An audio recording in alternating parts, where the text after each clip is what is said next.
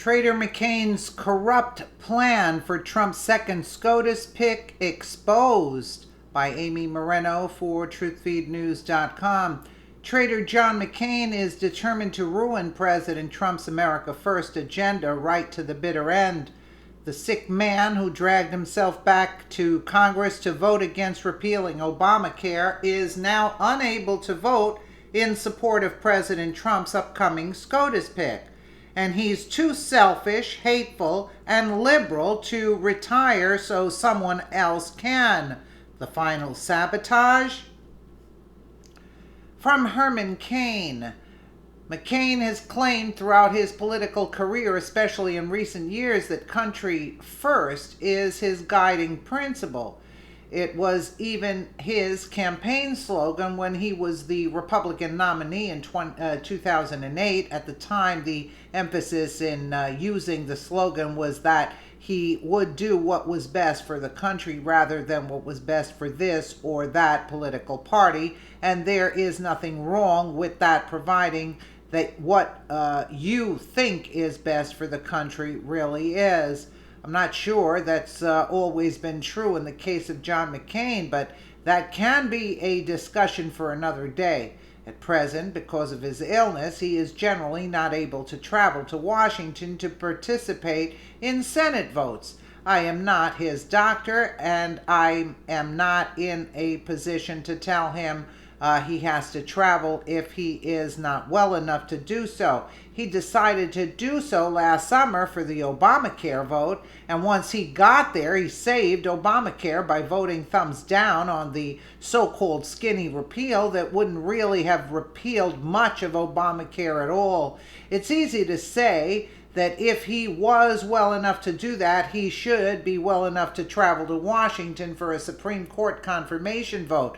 But it's possible his condition has deteriorated in the course of a year, and it's no longer feasible for him to do so. But about this country first thing, a Supreme Court confirmation vote is hugely important for the country.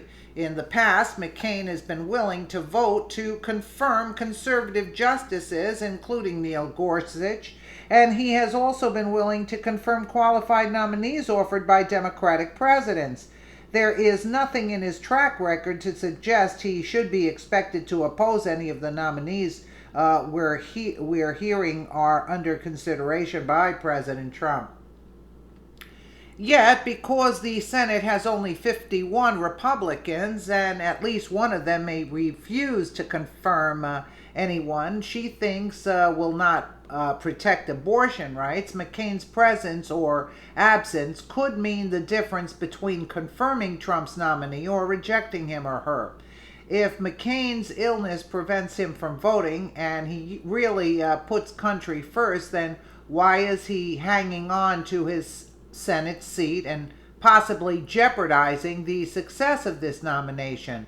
There is nothing stopping him from reassigning and allowing the governor of Arizona from appointing a successor who is perfectly capable of going to Washington and participating in this and other votes. McCain is 81 years old. Imminent death is enough of a consideration for him that he's supposedly given directives about who can and cannot attend his funeral. What is gained at this point by clinging to his Senate seat but not doing his Senate job? Unless, of course, McCain is doing this out of spite because he detests Donald Trump.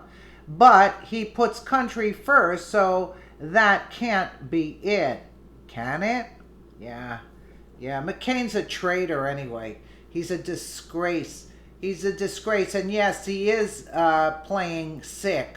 If he can stop Trump, he'll do it because he's just jealous of him that he got to be president and he didn't.